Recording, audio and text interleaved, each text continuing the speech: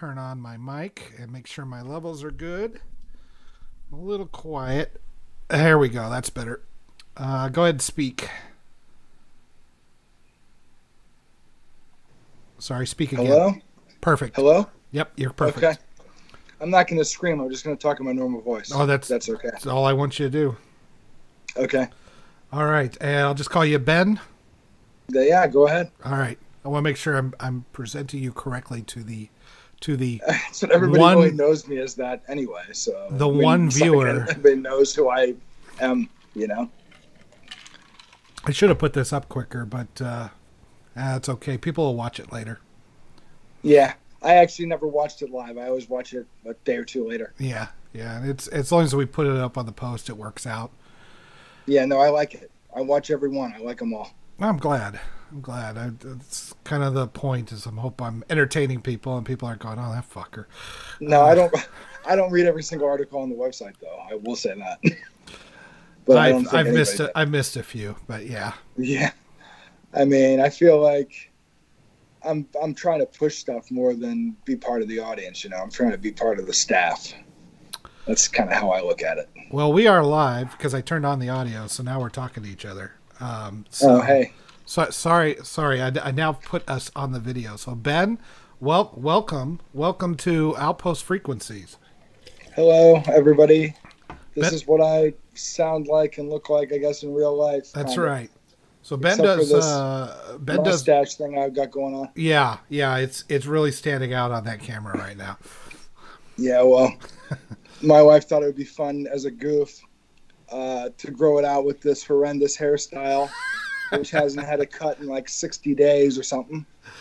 So we're gonna trim them both simultaneously. It's gonna be real great, a real thrill. Well, I finally got trimmed up this weekend or yesterday actually. Lady came out and was going to do some stuff. Finally, and I'm very, men, we're very monogamous to our barbers, more monogamous probably than our wives. And but she wouldn't take me or come out to the house, so I finally gave up and trimmed it up a little bit. I got a barber no shit down this like 20 minutes away called A Real Man's Place. And I used to go there all the time, just sort of as a goof, because it was hilarious. They'd have like the Lakers and Muhammad Ali, Led Zeppelin, all this stuff on the walls because it was a real man's place. Yeah, now they have that. They franchised it, called it Sport Clips. So let me see. Let me get this stuff out of the way. So it's good to have you here. I appreciate it. Appreciate you coming on. I love this anytime rotating thing of guests that we got going on, and hopefully I'll get all of you together in kind of an Avengers stream one day. I'm down to do this anytime you want. I will let you know. So I'm going to go through some of the news here. Let me swap you over here. Now you're tiny, but that's okay. So I'm going to go through the news stories that I thought were interesting for whatever reason, and we'll kind of go from there. The Pirates of the Caribbean with a gender-swapped reboot. Did you read this story? Yeah, I think I gave people ideas that it was probably that redhead from the ride that they were going to turn into the movie. Yeah, not the redhead everybody likes, the wench whore kind of thing that is for sale, but this whatever it is, feminine icon thing that they replaced it with. You got it. 18 months ago or whatever that nobody likes. So I think that's what it's going to be. They're talking. So they were talking about putting possibly Karen Gillan in the role. That's why I think it's that character. Yeah. In the ride. So she's and I like her a lot. I've liked her ever since, but she's she's good. She's no complaints. Yeah, no complaints if you're going to pick somebody. But as far as the whole idea, I mean, I don't know. I mean, it just seems silly to me. And Johnny Depp is he made this character, and it's like you can't do that again. It's very hard. It's lightning in a bottle. You know what I'll say about the Johnny Depp character is it's probably the best character, really, of the last 20 years. I mean, that character is the whole franchise, right? I mean, Everybody likes that character. I mean, he's a good character. RDJ, I mean, I'm not saying RDJ Iron Man or whatever, but he's doing the same. He's doing Keith Richards over and over again, whatever. But you know what? People like that character. It's a good character. You know, that whole franchise is that character, I think. I can't disagree. And then, you know, you got the Tomboy Beanpole in there. She's always good. Kira is always good, especially her at and that her age. overbite or underbite or whatever the hell it is. I don't care. But yeah, she's good. That Beanpole. So I don't know. I mean, you know what? Those movies are overly long. All of them. They don't need to be 3 hours long. They don't need to be 2 hours and 45 minutes or whatever they are. They're long. I mean, I feel like they're overdone. But you know what? Whatever. I'll go watch it. Like, that's kind of the way I am with that franchise. But, I mean, without Johnny Depp, is it really the franchise? I mean, is it really that thing? Maybe. I don't know. I was hoping that if they were going to get a redhead, they would put Amber Heard into the redhead outfit, and then she'd be beating the shit out of. Yeah, that'd be pretty good. You know, just like whatever. You know, he needs to get Tiger Woods once in a while. The domestic violence of the Caribbean, it would be great. So I got an interesting thing about Johnny Depp. So just one. I took this this Hollywood tour, like the Star Tour thing, where you drive around in Hollywood, and he owns, like, off the Sunset Strip. There's this little dead end street, and there's 4 houses on that street. He owns all 4 of them, and one of them is like his recording studio, and it's got this big sign out there that says, anybody that trespasses on this property will be shot. And all, I mean, it's just like crazy. Like, he's just like this crazy guy. He's got this, or he had, this was 2 years ago, whatever. He had like a beaten up, rusted El Camino parked in front of his house that he'd sneak out and drive around in so no one would think it was him, right? Like this garbage car. Sure. But then everybody figured out it was him, so they couldn't drive it anymore. So it was just sitting out there for months. I don't know if it's even still, it might still be there. Who knows? The richest trailer like trash weird ever. Kind of guy, Johnny Depp. Well, with his weirdness. I don't know where anybody would. I mean, from the roles he plays, I don't know why anybody would think that he might be weird in real life. I mean, how can you not ruin Barnabas Collins or Willy Wonka? I mean, that's right. Why not? Let's just do it. Let's make those characters terrible. It ain't Edward Scissorhands Tim Burton anymore. Style. You know, we got to Tim Burton those characters right on up. Oh man, that guy needs to stop. Just stop. You know what? I think that, let me just say something about Tim Burton. I think he's probably the most overrated guy, like, ever. I just don't get him. Not a big fan. Big Fish, all that kind of garbage. It sucks. Planet of the Apes, it sucks. Sucks. I think he was great through Ed Wood, and then he went off a cliff. You know what? I will say, you know, Ed Wood's his best movie. That, and I like Mars Attacks. I'm not going to bullshit you. I think that thing's funny. I kind of like Mars Attacks. I like it when they blow up Congress. Beetlejuice is pretty good. Those Batman movies are terrible. I mean, he's a hit. He's more hit than he's more miss than hit. I'll say that. This isn't just Hawaiian Punch, ladies and germs. There's some hooch in here. We're working with rum and Coke, my standard, in my vase, as all of you have said, and we're kind of going for there. Old Smoky, Hunch Punch, and Hawaiian Punch going on over here. Kurt J52 says, "I am your guy's biggest fan. Will you autograph my jacket?" Well, so this is the first time you've been on here. I think we've arrived to creepy territory, have we not? I guess. Sounds right to me. All right, moving on to the next story. So Entertainment One is making, or somebody is making Entertainment One signed a deal with Marvel Studios to make a Dungeons & Dragons movie. Now, given how well the one went with Jeremy Irons, is this a good idea or a bad idea? You know what? I posted that article to a ton of D&D groups on Facebook because that's like my unpaid job. It is. That's my main unpaid job on LMO. Ben is our social marketer, but he only works in Facebook. I tried to get him to work in other venues, and he told me to fuck off. So, I guess. So anyway, I mean, everybody's like, I'm like, I think this is gonna be terrible. That was generally the consensus there. I mean, people were like, I think they should do Drizzt. I think they shouldn't do Drizzt.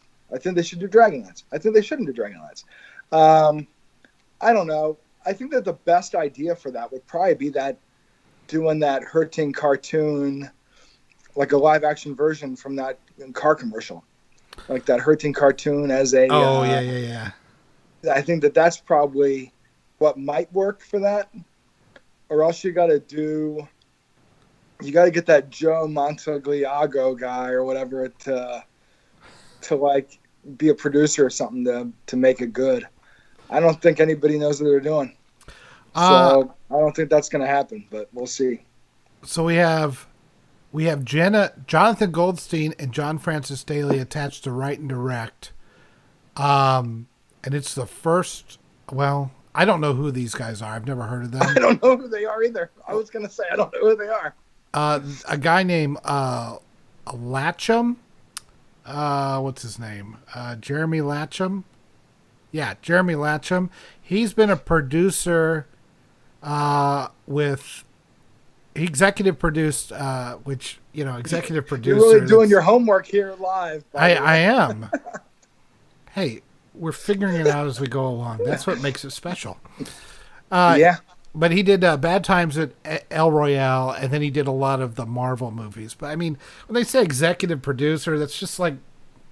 I just put my name on there and gave some money or something. Yeah. I mean, it's not anything. It's basically something that they use to ignore you. Yeah. I mean, whatever. I saw Bad Times at the El Royale, and I liked it. I didn't love it, but it wasn't bad. It just wasn't... It was fine. It was like, we're quirky and we're weird. We're doing this odd movie, and it was entertaining, but it wasn't anything groundbreaking. So, yeah, no, I agree. I saw it too. I agree. Yeah, so I don't see this as being anything amazing. What I do think is going to be amazing is Nick Cage cast in a Netflix series as Joe Exotic. If there was ever the most perfect casting that's ever happened in the world, it's got to be Nick Cage as Joe Exotic. I hope that they cast John Travolta as Carol Baskins. Face Off Part 2. Oh God. Who's the guy that killed himself? Who should play?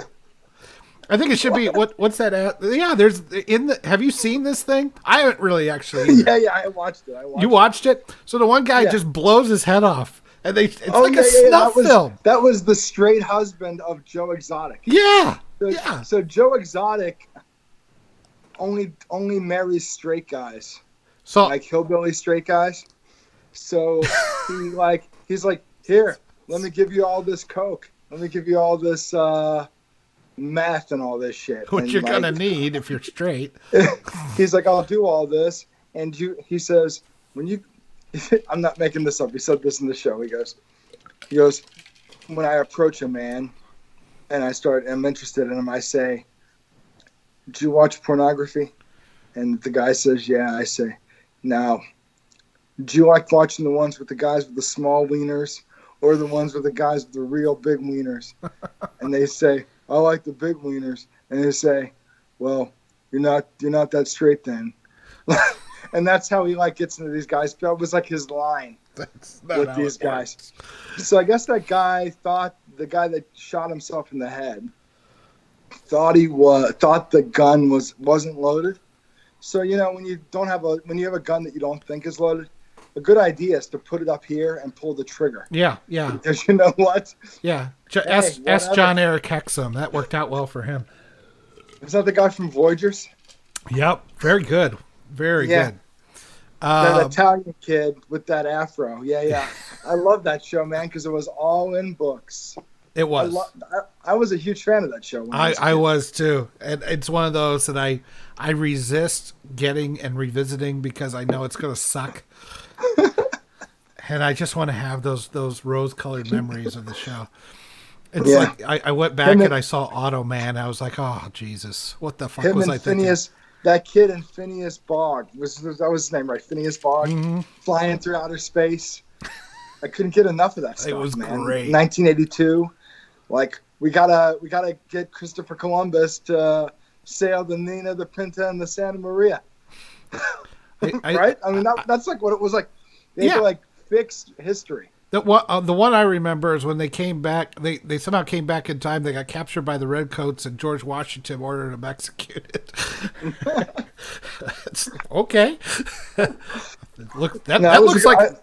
looks pretty obvious. It's a good show. It was a good show. So I'm thinking, just based on career alone, Sam Worthington is the guy who blows his head off, but because he got married to James Cameron, and the poor guy can't get away from Avatar.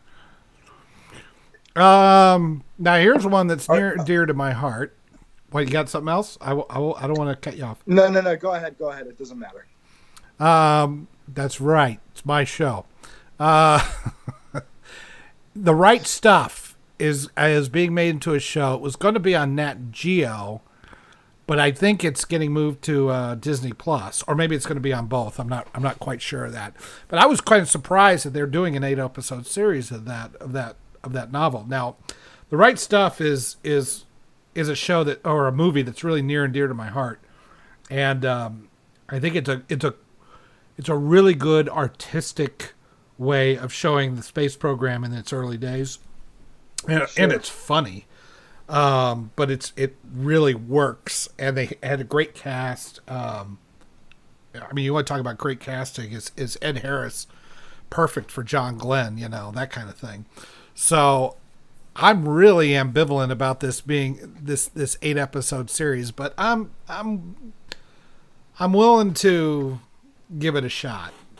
I didn't know if that was one that was on your list or not. You know, I wasn't. I'm indifferent. Like, I probably won't watch it. I'll be honest. Whatever. I mean, there's only. See, here's the problem. Everybody's making all these shows, like, and they're all on these specialty channels and all this stuff, like Apple TV and Hulu and all. Man, I'm not going to pay to subscribe to 20 things or whatever it is. Like, I've got Netflix. I've got Disney Plus, and I've got Amazon Prime, right? Sure. And then I got Roku, which is old stuff. Right. Besides that, I don't really care. I mean, like, it's not like any of this stuff is good enough. Let's face it. None of these shows, the Star Trek Discovery, Picard, Doom Patrol, none of this stuff is good enough for me to, like, stream it, race over and have to pay $8 a month or whatever it is to watch it. So I don't think that's a good question. So let me ask you this: do you think that I think we're kind of in the wild west of streaming right now, kind of like with phones? You remember everybody put out a phone. Oh, or if you remember in IT, I mean, Zenith was making a fucking computer. I mean, it was crazy. Everybody was making a computer. And it kind of worked itself out to basically Apple and PC clones and really Dell at this point. Maybe HP, but not many name brands anymore. We had Gateway and all those. Same with phones. You got Samsung, you got iPhone, you got a few other also rans, maybe LG. HTC is already done. But you always see that consolidation, and I think that's what's going to happen with streaming. I think we've already seen a little bit of that with Disney Plus is doing the Nat Geo thing.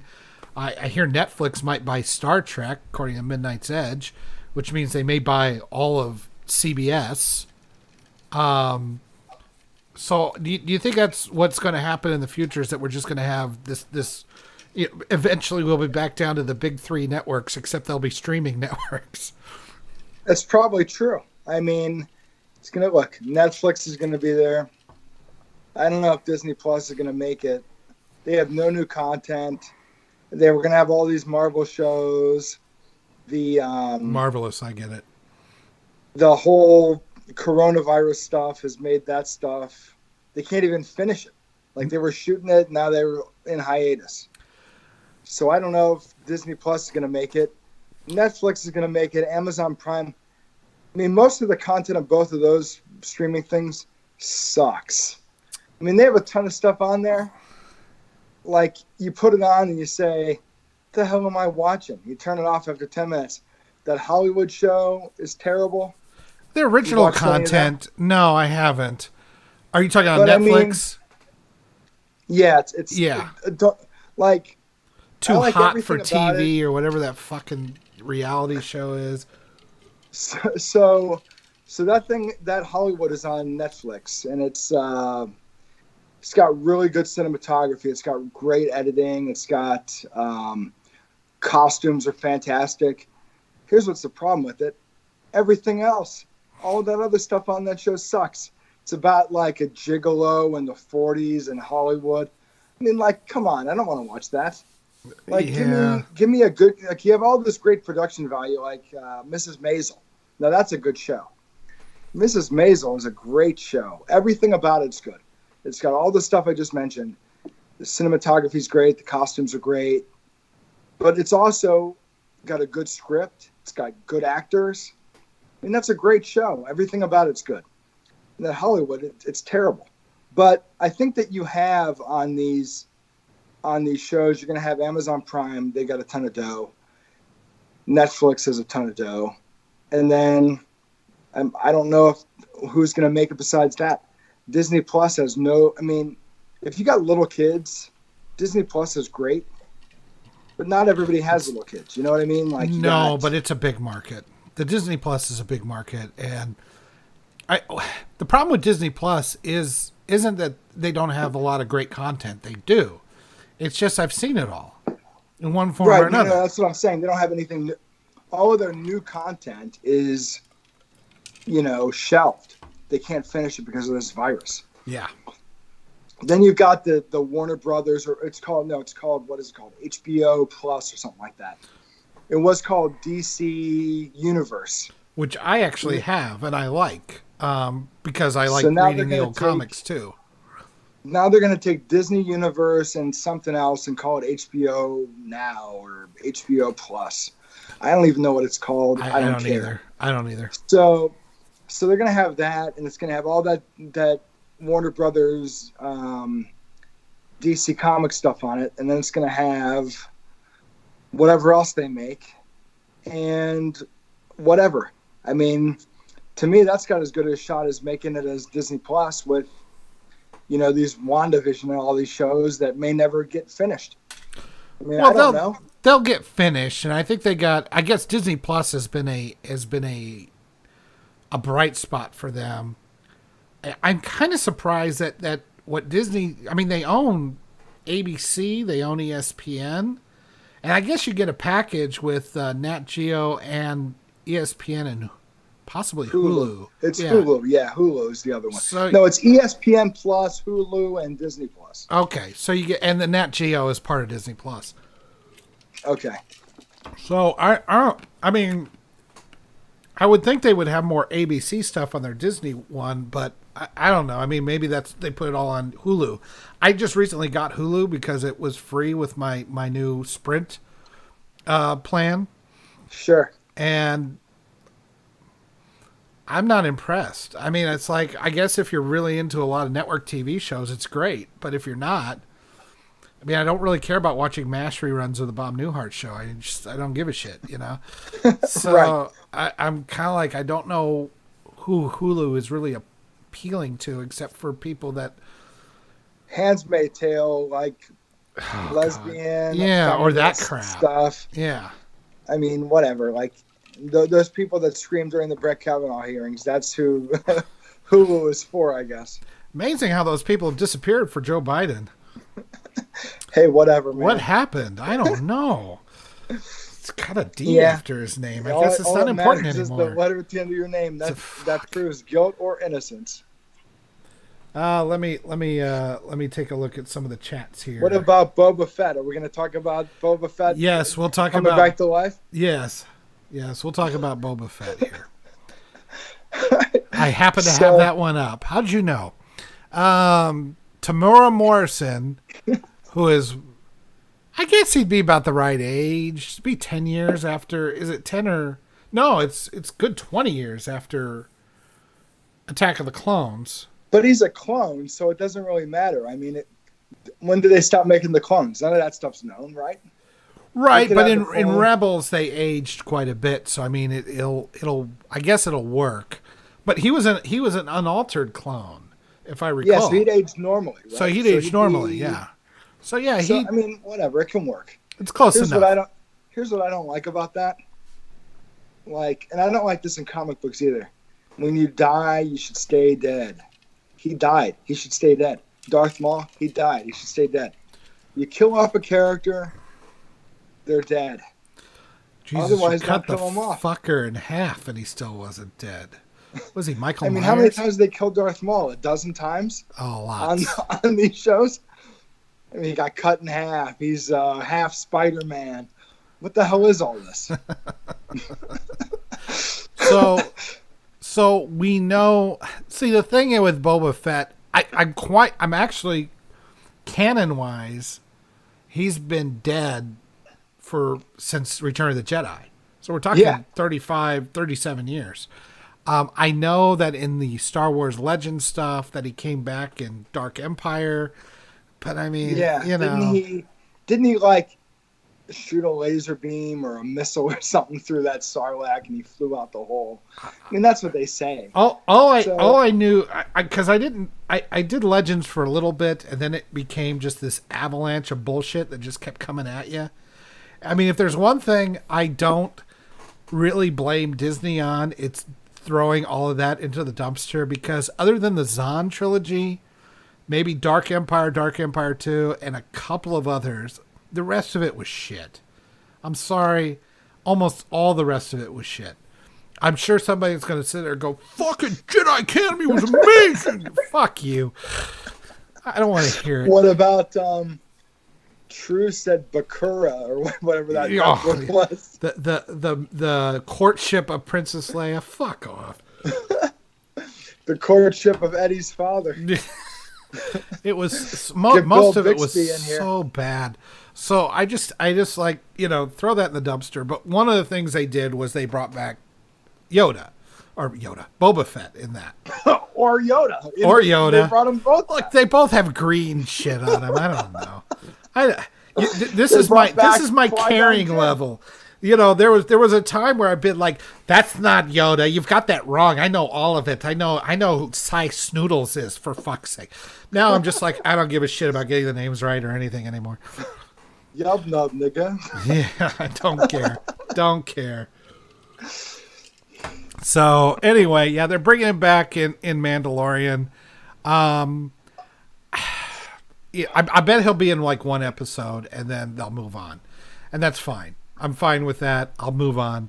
I really like the Mandalorian, so we'll see what happens. But as my opinion on the Mandalorian is, I haven't watched the last 2 episodes. Well, those are the best too. Well, maybe I'll get to them. So I got Barnabas Collins to watch. Oh, Jesus. And The Legend of Zelda to play. So we'll see. I would go with Zelda first. So, what was I going to say? Oh, so, my problem with The Mandalorian is that Baby Yoda shit is the same as Rey. Baby Yoda can do all this shit with the Force. No training. He can do it. And he doesn't need any training. He just knows how to do it all. But he's a Yoda. To me, it's the same stuff. But he's a Yoda, so we give it a pass. And he's so damn cute. Come on, man. Gizmo and Baby Groot, so he's all right. He's so cute. You don't care at that point. You don't give a shit. It's kind of like, all the murder in John Wick. It's like, well, it's fine because they killed the dog. So you're just every bullet that goes into every guy. You're like, that's fine. I'm on board. I'm on board. Sure. Baby Yoda's so goddamn cute. You're just on board with it all. Yeah. And that's okay. That's okay. I'm okay with it because the rest of the show is decent. The rest of the show is not. You know what I thought was the best part of that thing? I'm not kidding. When they were killing all those Jawas. Oh, that was awesome. That was the best part of it. They went up like confetti. I loved it. I like that stuff. Okay, so let's talk about your movies. Well, I'll tell you what. You pick a movie, I'll pick a movie. You pick a movie, I'll pick a movie. So the title of this is 80s horror. And I watched a couple recently, bad ones. And then I'm going to talk about some classics I already know. You've watched a few that you like. Some of them are bad, some of them are good. So you're the guest here. I'll let you take it away. All right, I got 2 words. Thrill me. Night of the Creeps. Night of the Creeps. That's right, because he said thrill me every 5 minutes. Now, I've not seen Night of the Creeps, so I'm going to let you talk about what you love about that movie. All right, so Night of the Creeps is really cool. It's directed by the guy that did Monster Squad, Fred Decker. Yep. And it's got Rusty from European Vacation in it. He's the lead character. Oh, really? I did not know that. Now, all 3 of my movies are horror comedies. I didn't plan it that way. It just, maybe on a subconscious level, that's what I went with. Because I was just like, blah, blah, blah, blah, blah, blah. And I just typed them out. And I was like, oh, these are horror comedies. Oh, that's fair. So I like Night of the Creeps because it's really funny. It's got a really cute girl in it named Jill Whitlow that was in like 2 or 3 things. She was in Weird Science. She's in this Growing Pains episode I saw today with my kids. Wow, you're really digging the bottom of the streaming barrel, aren't you? I guess she was in Porky's, but I don't remember. But she's like a cute Sarah Silverman, like kind of looking chick, but she's really good looking. It's got that Tom Atkins guy that says thrill me. He was in Halloween Season 3. of the Witch, Halloween 3. Yep. He was also one of the guys. I think he was in the John Carpenter one, the Fog. I've never seen that movie. I haven't either. But it was an Adrian Barbeau and Tom. What's his name? Tom Atkins. Yeah. So Dead Pirates. Night of the Creeps. It's if you haven't seen it, it's a zombie movie that's it's these alien zombies, really, where these like leech things come out of this spaceship and they jump down your throat and you become a zombie. So it's not like a traditional zombie movie. It's more of a sci-fi style. Sure. And you know, these guys are in college. They're these 2 guys that are kind of losers, you know, and Tom Atkins calls one guy Spanking, the other guy Alfalfa. and when the non-Rusty Griswold guy gets killed, Rusty Griswold runs up to Tom Atkins and he's like, they got Alfalfa. Like, I mean, it's funny. I mean, there's a lot of funny stuff in that movie. So I was thinking about it, and the other thing that's weird about it is it's probably a PG-13 movie in 1986, but it's rated R. The reason it's rated R is out of nowhere. It's got this weird nudity scene where it's like at the sorority house and all these girls are just naked and like it's like it's the 80s. Yeah, it is the 80s. So I mean, it's like completely devoid of the rest. Like the whole movie is going along, then this scene of nudity happens, and the movie just picks up again. Very strange. But no, I like that movie a lot. I think it's a lot of fun. I find no problems with random nudity in a sorority house. I'm sorry. I'm old school. I grew up in the 80s. That was normal. You know, I'm not complaining about it. Don't get me wrong. I'm just making an observation. Okay. I've been meaning to see it. I recently watched the In Search of Darkness, and they highlighted that movie, and I saw some of the scenes where the things go in and like one guy's head just collapses in on itself and things like that. They had some pretty good effects work on that from what I saw. And then yeah, I like the whole tongue in cheek, and I love Atkins. Like he said it like 17 times in the movie. Thrill me. Thrill me. And we got you a pizza. Thrill me, you know. So it's good stuff. And it's, yeah, it looks like the kind of cheese that I would like. So I was never a huge horror fan back in the 80s, but there was I like the classics, and so I'll start off with The Shining, which I didn't see in the theater because I was like 10. But when I was like 4. Yeah. But it came on. It came on in it was even on daytime television, I think, and because it's not really, there's not a lot of swearing in it, if there is any, and there's very little gore or anything in it. It's just a masterclass of just creepy atmosphere, and watching Jack Nicholson just slowly become Jack Nicholson. That's really what happens in the movie. It's like, oh, so this is, because I think from Shining on, that's when he started playing weirdos.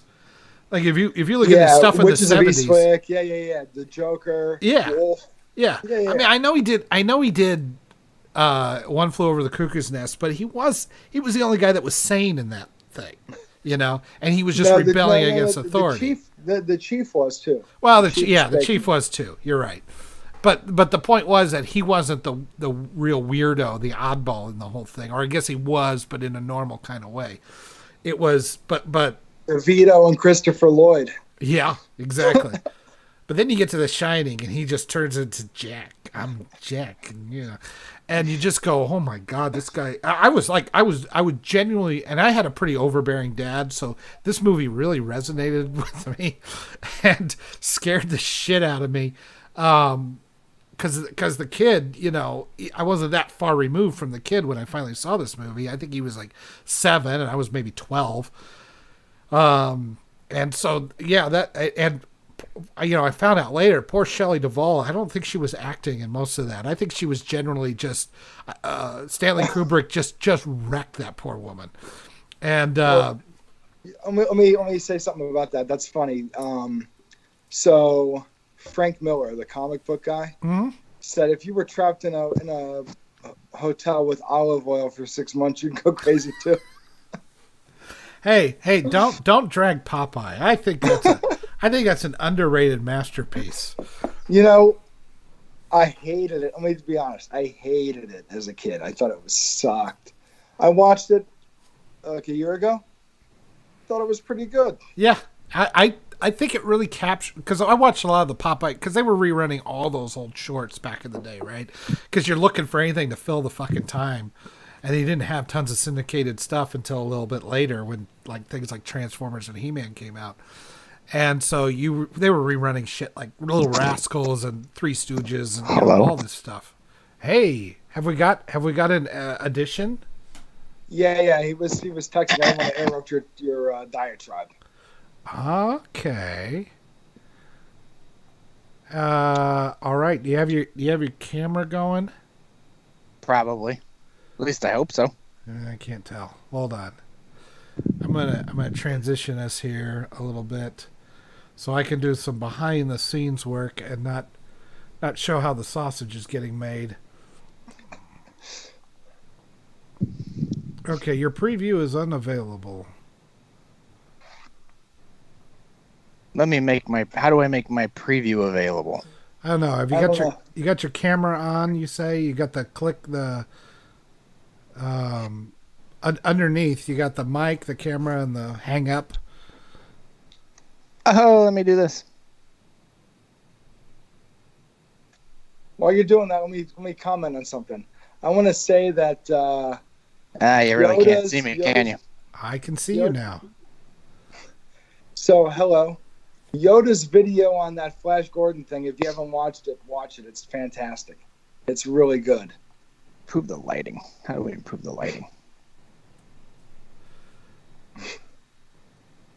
All right. So I got you guys together now. Now let me make sure that I got you on the big screen here, because one of you is portrait and one of you is landscape. So, Dom, can you flip it to portrait? How do I do that? Just turn your. Are you using your phone? Are you using your phone? I'm using my laptop. Oh, you're using a laptop. I can do this. Oh, do you need me to do it then? Yeah, you're gonna have to do it. Yeah, you're gonna have to do it. There we go. Okay. Now, how do I arrange this? I have no idea what I'm doing. Here I am to mess everything up, everybody. No, it's totally okay. I'll make it work. Somehow, I'll make it work. Oh, that's good. That's good. You guys look great. I always look great. It's something I know how to do. Let me do this. See? I can't argue with it, quite frankly. I like the Indians hat, Ben. Thanks. I like Yoda's Superman Man of Steel shirt. Thank you. Do you want to see my Chicago Cubs hat? Oh, no, man. You were gonna start shit. That's my second favorite baseball team. It's fine. I have a huge place in my heart for the Cleveland Indians. One of my favorite films of all time is Major League. Major League. And I have a Cleveland Indians batting jersey from the 1980s that I got for like $10 on eBay, which I hold near and dear to my heart. Yeah, no, I mean, you know what? There's two franchises that are losers that are pretty good. It's the Indians and Cubs, I guess. Right. Too bad they don't face each other in the World Series more often. Yeah, no. I don't know. I hope that they realign these divisions. Did you hear about that? I did, and I've been waiting. Sorry, Yoda. We're gonna talk about this real quick. No. I mean, there's nothing like going. Parade. There's nothing like going on sports when we're a movie channel. That's perfect. I hope they do. I want them to start. They were talking about doing it in Arizona. They can't do it soon enough, as far as I'm concerned. Yeah, I mean, this is weird because I mean, we watch. I'm not gonna kid you. We watch probably 150 games. We're part of 150 games. I mean, and there's only 162 in the season. I mean, my wife doesn't watch every pitch. If it's a noon game or whatever, we can't watch that if it's on during the week. But we watch part of 150 games probably. Yeah, this house quickly converted into a baseball house right when my kids started being born. They're all boys. And I was already a massive baseball fan as it is, which my wife did not believe until she started asking our friends that we have in common. It's like, no, we get serious. And once the Cubs got good again, the whole place, it just erupted. We live and die with it. I've had to walk my kid off the ledge a couple of times. It's like, you have no idea what it's like. You're growing up with a Cubs team that's mostly successful. Wait until they suck. Yeah, no, I mean, my son... He's 7. He would get pissed off if they'd lose a game. He'd go berserk. Yep. This game sucks. I'm never watching baseball again. This is the worst. Bad. You live and die by the inning again. It breathes new life into a game that most people think is pretty stale. But wait until you watch it with somebody who just doesn't really know any better but loves whatever's going on. Which is the same about movies. Yeah. No, nice segue. I love it all. Right? Look at I'm here for segues. Well, so just before wait. God damn it. You guys are going to talk about your teams and I'm not going to talk about the Royals. Fuck off. Hey, this is happening. I sat here quietly, god damn it. Now you're going to listen to what I have to say. I just want to say the Royals were garbage. The Royals were garbage for 30 years. And then in 2014, and I was at this game, I swear to God, in 2014, they went to the wild card game against the Oakland A's. And it was a fantastic game. And they won it in 12 innings. And then they went on and went to the World Series. And they lost it because they pulled out, San Francisco pulled out a cyborg named Baumgartner, who... threw the best game I've ever seen in my life, and we were 90 feet away, couldn't win it. Go back the next year, win it in 2015, which I did go to a World Series game that year. You lucky bastard. And then my second favorite team in 2016, the Cubs, wins the World Series. I'll tell you, it was a happy household around here. Not to mention that the Chiefs won the Super Bowl last year. That must have been nice. It was very nice. Yeah, when the Cubs won, I was half naked. Let me just show you. In this general no, area I don't want right to see you over half here, naked. half naked, running around screaming, "They did it! They finally did it! They finally did it!" And I think at one point my neighbors had to come out and laugh at me. Yeah. And I was also pretty much blackout drunk at the time. You know what I'll say about that game, that Game 7? I'll say that Rajay Davis home run to me was probably like the most deflating moment of the game to you, right? Oh, like I went. The best part of the whole game. Like, I went berserk here in this basement. It was like, holy fucking shit. That's what I screamed to my wife. You know, I think my son was passed out, 3 years old, on the couch, and I'm like, holy fucking shit. Like, I mean, but then the greatest rain delay in the history of rain delays happened. Well, you know what? Here's what I got to say. It's probably the second best World Series, or the best World Series since 1975. What are you going to say? If you win or lose? Oh, I mean, that's it's. I mean, easily that was a great World Series. Yeah, I can't say that about the. I mean, that was wonderful that the Royals won, but they pretty much wiped the Mets with their butt. You know, I mean, I think that's the fantastic part is they beat they made the Mets look like shit. They did. Usually the Mets are very good at making the Mets look like shit, but the Royals did it, and I was as giddy as I could be because if there's one team I harbor a special hatred for, it's this irrational hatred of the Mets. Why? They're fun. They're fun to hate. They're just hateable. You look at them and you realize you can't be. Oh, that's the devil. Well, here's why I like the Dodgers. You know what? I hate the Dodgers. I wish they would go back to Brooklyn. Here's my thing with the Dodgers. First off, they're not in the American League. So, like, they're your Yankees probably, right? Like, I hate the Yankees. I hate the Red Sox. Easily. Yeah. So, and the Dodgers, to me, you know what? They're 3 hours away. I never watch any of their games. They're never on. They got a lot of good players. You know what? Whatever. They're good. I don't care. I hate them. I live in Phoenix, and this place it's basically a transplant city. And if you're not from Chicago, you're from Los Angeles, because those are two cities where they've destroyed themselves and everybody has to leave. And everybody here, almost everybody is a Dodgers fan. So if you want to go watch the D-backs when the Dodgers come to town, it's like, watch out. Like, hold on. Let me say something about the D-backs. Their uniforms are better than everybody else's. I'll say this. They've got the worst nickname ever. The D-backs. You mean the D-bags? That stuff sucks. I still call them the Diamondbacks. That stuff sucks. I'd like to thank everybody for joining us here on Baseball Tonight. All right, we're sponsored by Budweiser.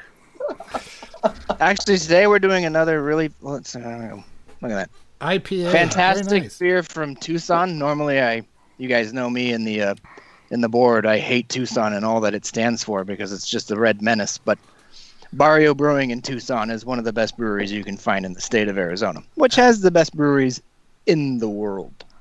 I'm drinking movies. Moonshine. Okay, Dom, it's you. We've each done one, so you've come in just the right time. Yes. So, are we going from like 3 to 1? Yeah. Or what are we doing here? Supposed to be doing. I'm just picking. I'm picking whichever one I typed first. So pick one. Who cares? Okay. Well, I believe it or not. So we're doing 80s horror films, right? Yes. No, we changed it. Oh shit. Is it 90s summer films? Because I'm ready to go at a moment's notice. We're doing 1880s. All right, it's 80s horror films. Let's go. 80s horrors. So I agonized over this one. And I had the list of 3 where I was like, oh, these are the 3 that really, really mean something. But I can't put them in any kind of order where I can say that, yes, that is the way it should be. Clearly, so frankly, I'm going to throw one out there. Clearly, we really are meticulous about details right now, given our 45-minute diatribe on baseball. So go ahead, pick whatever one you want. All right. I'm going out there, and it might be one everybody's heard of. It might be one nobody's ever heard of. But Basket Case. I'm going with Basket Case. That's going to be my first offering. I have never heard of this one. Let me see if I can get his last name right. Hindenlooper, who did the all-time classic Frankenhooker. But Basket Case is 80s horror cheese. That's almost puppet. personified. Oh, the puppet, exactly. It's a movie about twins essentially, and they were separated, I think, at birth, if I remember correctly. And the twin, Belial, I think it's Belial. He lives in a basket that his brother carries around with him, and they go to New York, I think, and it's a fantastic New York before Rudy Giuliani cleaned up the place. So it's New York of the 70s and the 80s. So you're in Times Square and it's porn theaters. And they're there, I think, seeking revenge or something. I don't know. There's something going on. The best part is when he starts feeding his brother hamburgers in the basket. That might be one of the greatest scenes ever put on film. Definitely Basket Case. I'm going with it. And here's the best part. The best part is when Belial breaks out of his little wicker basket, and his brother Tim, or whatever the hell his name was, befriends a nurse, and so he kills the nurse and tries to rape her, or rapes her then tries to kill her. Whatever the hell happens, doesn't matter, because he interrupts it and then he has to kill his twin. Frankly, it's a story about family. That's what's important about Basket Case. I've never seen the movie, but there's a kick-ass techno song from the 90s that samples the shit out of it. It's like, whoa, what's in the basket? What's in the basket? Oh, it even has you'll have to look it up because I'm not going to do it right now. But if you can find the poster for Basket Case, it's I think one of the great 80s sort of horror posters too. But the movie it's phenomenal because it's insane. And it's one of those films where, and I'm going to mention it later, it looks like it's a film made by somebody who might actually be a psychopath. And one of my picks will probably confirm that I believe psychopaths make the best filmmakers. Is it Sleepaway Camp? No. It's going to be a little generic, but I'm not going to spoil it. So let me say I've never heard of Basket Case, and I was telling Ben earlier that I just watched In Search of Horror. It's it's like a 4-hour documentary on all the 80s horror. They just go year by year and pick out some of the best ones. It's a great documentary. If you haven't watched it, or I would highly recommend it. But one of them, they did go over Basket Case. And I'm looking at this thing, and I'm seeing one of the greatest room fuck-ups since Citizen Kane by a tiny little turd with a head that just goes and destroys a fucking hotel room. It's great. And I'm like going, and he tries to reason with it. Well, then he tries to rape her. He tries to rape her, and it's not working out. And I don't know what he's got underneath him, but she's just turning into blood and gore underneath him as he's trying to. So he rapes her to death. It's insane. And I'm like, how has this never been in my eyeballs before? I've got to go find this. So that is one bizarre ass, but that's a good pick. I like it, Dom. I do like it. All right. True story. It's one of the first DVDs I ever bought in probably, I'm going to say 2000, maybe early 2001. I stumbled on this website where you could buy books, but they started to diversify, and you could buy DVDs and CDs and all these other things. This is how I bought a bunch of punk CDs at the time. And it was Amazon. So Amazon is directly responsible for the fact that I own a copy of Basket Case, which I will pass on to my children when I die. Seems appropriate. Oh, absolutely. It might as well be the death of taste. It's the death of consumerism. It is. All right, Ben, what's your next up? Death by Stereo, Lost Boys. Lost Boys. I do know this one, and I think it's a fantastic movie, but I'll let you take it. You know, all of my movies, I have a horror comedy sort of thing going on. You know, the Frog Brothers. This one I like. It was directed by Joel Schumacher of Batman and Robin and DC Cab fame. It stars both Corey's and Jackie Gleason's grandson, Mr. Jason Patrick. A remarkable lack of nipples in that movie. Yeah, I guess Jamie Gertz or whatever her name wasn't down. I guess not. And neither was Kiefer Sutherland on his outfit. So I guess he saved it all up for Batman. But was he in Batman? Joel Schumacher directed the Batman. Oh, yeah. Sorry. Bat nipples, baby. Yeah, the nipples, especially on Batgirl. What do I got to explain all the fucking jokes here? Come on, man. Jokes. We got jokes, people. It's great to be back at the Palace. So got the Apollo Theater here, just throwing shit at me. So Joel Schumacher is a notorious homo, a man pussy hound. How many of the cast did he have consensual relations with? I think it was the little vampire kid. Wow, me too. I'm just putting it out. I'm just asking questions. That's all I'm doing is asking questions. Why do you think Corey Haim committed suicide? Oh, too soon? Allegedly, too soon. Didn't he die of pneumonia? I know he did a lot. Died of pneumonia? I know he drugged himself to death. I think he never got. Yeah. Okay, that was a bad taste joke, and I don't care. There's no such thing as bad taste. Are you talking about Bad Taste, the Peter Jackson movie? Oh, that's a great film, by the way. Oh, yeah, one of the great schlock films you'll ever see out of New Zealand. You know what I'll say about Peter Jackson? His best movie is Meet the Feebles. I don't care what anybody says. Say now, what's the one where he has I'm the guy run? It's that or Frighteners. I like Frighteners, although those special effects really aged badly. Oh, have you seen it recently? Where you go, oh man, I haven't. What the hell's going on? This is embarrassing. What about Heavenly Creatures? 2 8th-grade lesbians kill their parents so they can date. What's the one? It's all about Dead Alive. Family. Is it the one? Yeah. Is Dead Alive the one where they use where the guy uses the lawnmower to kill a bunch of people? I think it's Dead Alive or something like that. I think that is, and that's the one with the aliens, right? And they're something like that. FBI, they're AIDS, Alien Interdiction Department Service or whatever it was. AIDS. It's got 2 different names, right? It's got Dead Alive in America, and it's got something else. Had a different name. In not America, so it doesn't matter. Okay. That's right. And then everybody knows that. Feebles has got that walrus like having sex with that bunny rabbit, the Muppets, and all that weird stuff in it. Why couldn't that have been in Lord of the Rings? I mean, there were 3 of them. They're all 4 hours long. Yeah, no kidding. You know what? I'll take Meet the Feebles, and it's no walking scenes at all. Over Lord of the Rings any day of the week. You know, imagine that pitch. It's 3 movies. They spend 2 hours of a 2.5-hour film walking around. Oh, cool. What happens when they get there? Well, they pick up a MacGuffin and they keep walking.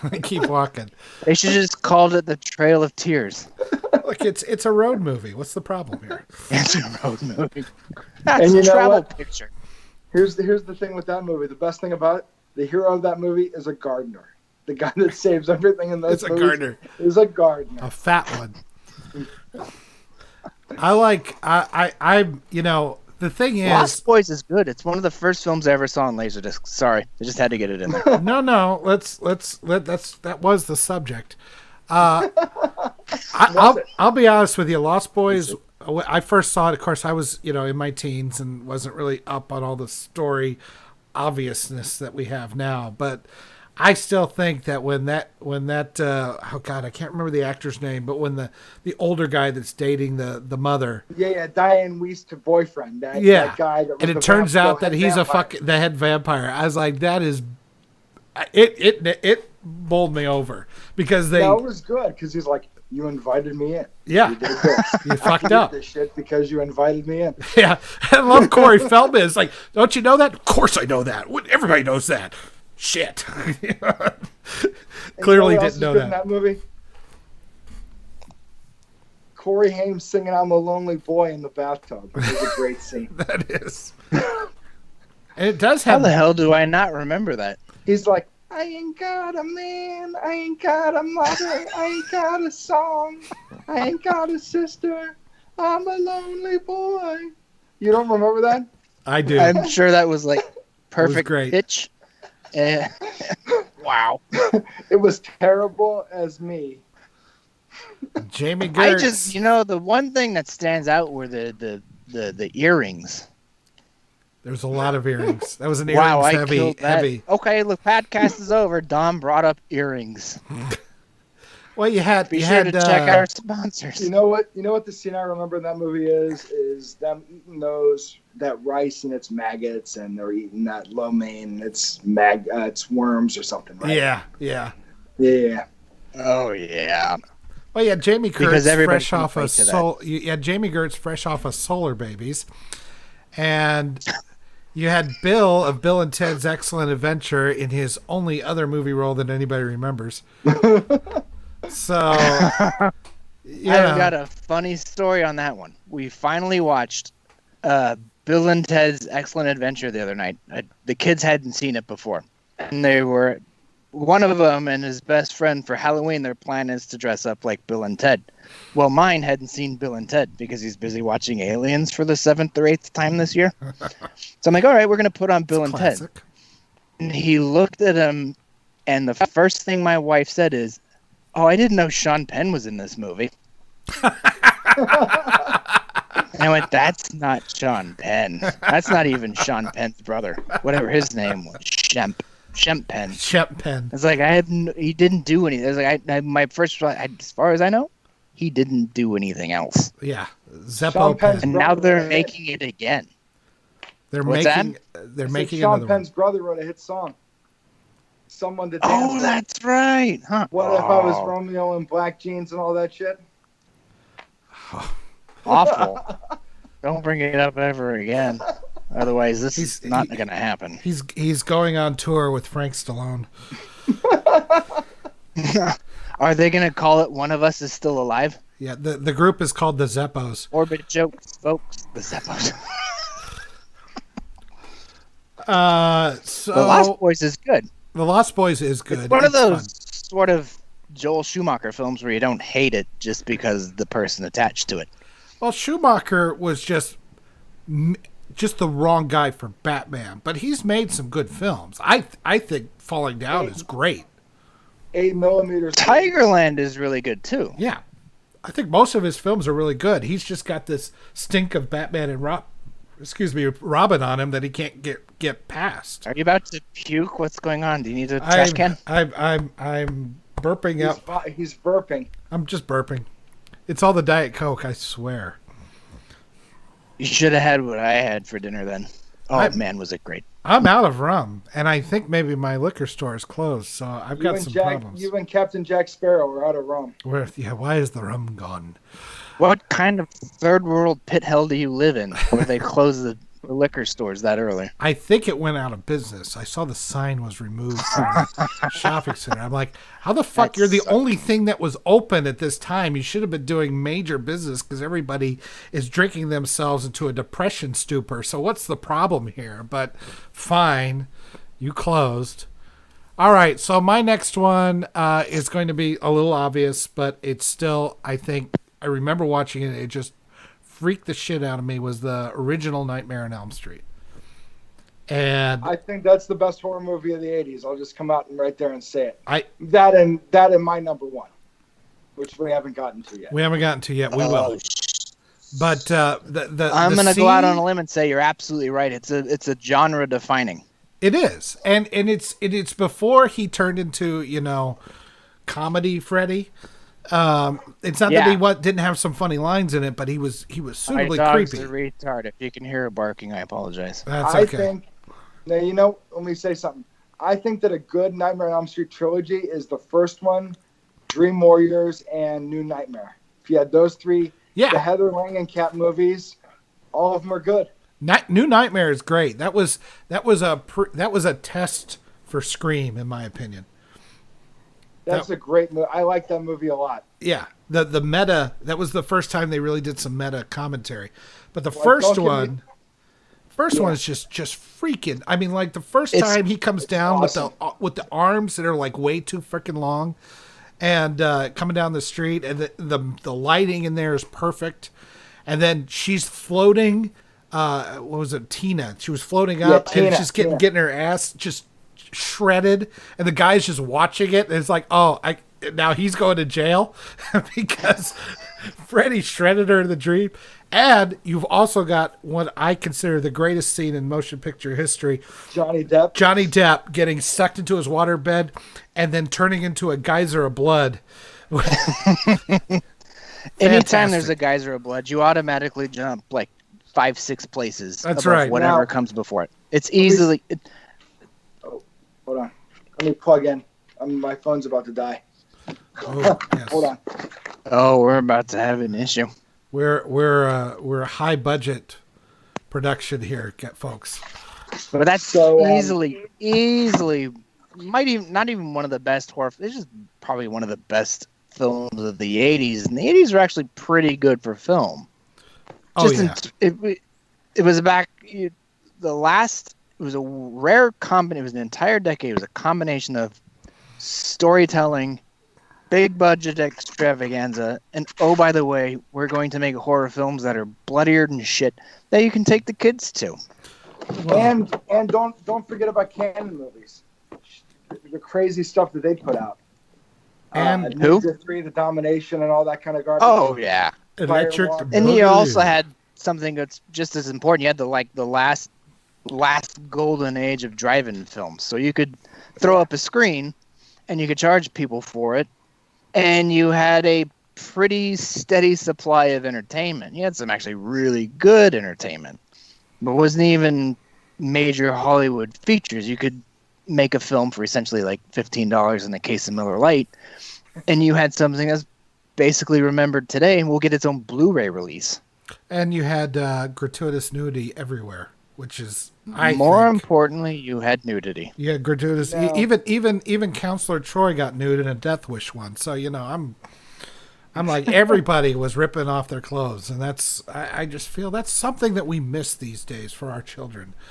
Definitely tantalizes a couple of Star Trek episodes in particular. Can we talk about how bad Nightmare on Elm Street 2 is? Freddy's experimentation. I think it's Freddy's Revenge. Freddy's Revenge. Freddy's experimentation into alternative lifestyles. That's why the third one is the best sequel. Whoa, I killed it again. No, I agree. I would agree. Stops. I thought you had more to say. But you're right. Three was really got the series back on track.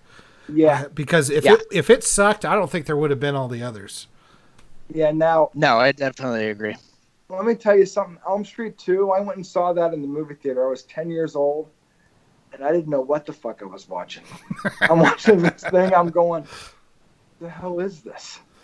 Like, he's coming out of the pool. This guy's getting, like, his ass whipped in chaps. What the hell am I watching? So why Gen X was the best generation. Like, you know something that's funny about that movie is I superimposed the This Bud's For You from Weird Science into that movie to make it better. Like where he's like, this bud's for you. Like I thought that was part of like that pool scene. And I watched it and it wasn't. I'm like, this movie sucks. It wasn't good. Nothing good in this movie at all. But so that's my pick. Nightmare on Elm Street, 1984. Started a whole new genre. Started an iconic character, and I there's certain scenes that still creep me out a little bit to this day. There's certain scenes that make me laugh my ass off. But like when she's in the tub and the glove comes out, I mean, it's just you can think of one iconic scene after another in that one. I hate using that word iconic, but it truly is. So it's one of those things where you can take it and put it in a modern thing. You put that picture of the glove coming up, you put it on Instagram, and you're basically 1 million followers. Yeah, everybody knows it. It's just like it's simple and it's iconic. Is that what I'm doing? Let me say one more thing about Nightmare on Elm Street. Yeah, move on. Me too. The ending, not that last scene where the mom gets pulled through that window. I kind of dig that. I still kind of dig that. But what I'm talking about is that Straw Dogs ending. where she's got all those booby traps set up. Oh yeah. And she's doing all that stuff. Let me say something. That I hadn't, I was 9 years old when I saw that on cable. That was like the coolest thing to me in the world, was all that. I mean, I saw Straw Dogs 10 years later, and I'm like, oh, this is awesome. This guy's boiling motor oil on his stove, and he's going to throw it in this guy's face. I mean, all that stuff is awesome, but, like, that blew my mind when I was a kid. All those booby traps and stuff that she set up. Well, how do you think that? I thought it was awesome. How do you think that psycho Macaulay Culkin got all his ideas? Yeah, it's a psycho version of Home Alone. Okay. Is that a Vandal shirt, Ben? It is. Oh, what? Man after my own. Today? Huh? Well, no. Well, I get that, but Hitler Bad, Vandals Good is probably my favorite record of all time. It's awesome. You know who's on my shirt? Is Paul Williams as an ape. The shirt is called Paul Williams. Let me talk about this a second. The shirt is called Paul Williams because Joe Escalante's brother-in-law is Paul Williams. So he was able to use Paul Williams' likeness to use to do this shirt. Short little Paul Williams? Yes, Little Enos. Man. It's Little Enos. Little Enos. From the Planet of the Apes. Nice. Very nice. That's phenomenal. I almost wore my Vandal shirt. I'm glad I didn't. Did you really? I have. It's the 3/4 sleeve one. It's the Vandals one. It looks like the Dodgers logo. So I was like, that's not happening. Yeah, I like their music a lot. I used to listen to Escalante on Indie 103 all the time. Streaming. Yeah. Yeah, it was the best channel ever. My favorite shows were always Vandal shows. Most of my favorite records were, the 2 or 3 that I actually really, really like. And I haven't listened to anything they've done since Hollywood Potato Chip, I think it was. Yeah. I was like, you lost it. See you later. What about, did you ever go to any of those winter formals or Christmas formal shows? Oh, they did a couple of them at the Marquee Theater in Tempe. Oh, those were great. Oh my God, were those great shows. I have a DVD of one of those. It's awesome. Where it's like Christmas time for my penis and all that stuff. It's really good. I've tried to show my kids some of that on YouTube every now and then. Oh, it's like, I guess you're too young. It's not hitting it, but it will soon. I met Warren Fitzgerald at a Vandal show in Baltimore. No kidding. That's awesome. Yeah, and that was really cool. So we're going to do 40 minutes on music, and it's going to be sponsored by Alternative Press, our friends at Alternative Press. Thank you. I've lost complete control of this fucking thing, and that's fine. So actually, Dom, it's up to you. I shit on your fucking party. That's okay. I think your movie number 2 is coming up. Yeah. Dom. All right. By at this rate, we should get done by Thursday, I think. So my pick for number 2 is technically also my pick for one of my favorite films of all time. But at number 2, I'm going with the greatest sequel ever made, Phantasm 2. Fight me. So I've only seen Phantasm, and I keep meaning to get Phantasm 2 because I've heard great things about it. And I guess they did a 3 and a 4. But I've seen 2 was like 10 3, years later, wasn't it? I could not make it through.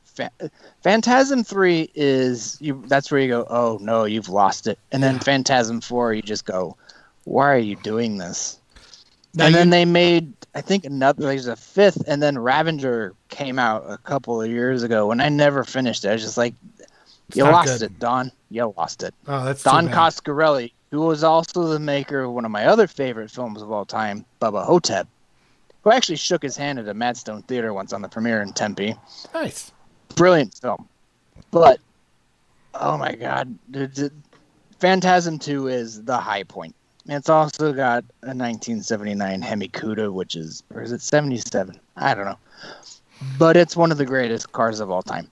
And the thing that's really great about this, 4-barrel shotgun and Ewoks, which he shoots at and then uses his house as a detonator to blow up the entire goddamn house because Michael or whoever it was, lets the gas out because it's one of those old gas stoves, fills up the entire place with propane or whatever it is, and then and you have the tall man like who's doing that sort of 80s. You're either walking away from the explosion or you're jumping from the explosion, but the house blows up behind him, and he just sort of turns around and looks at it and goes, "The fuck's going on over there?"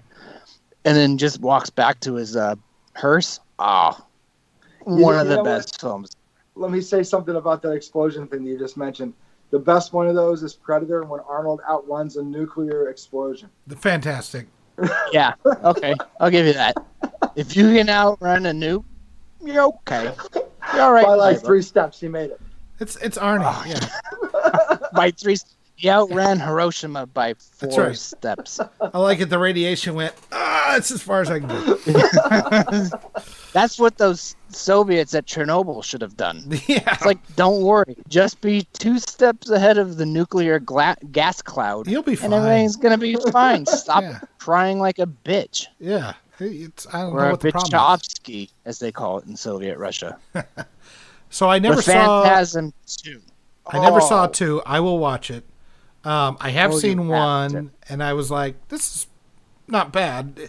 I guess Phantasm 2 came out like almost 8 years later. It was quite a while, wasn't it? Pretty close to it, yeah. I mean, it was good. It was a good while, but it takes place, and they're still mourning the death of what the fuck was his name? Michael or whoever that was. Right. They're still mourning his death. They're still strumming the guitars on the patio or on the porch. It's front yard, so it's the porch.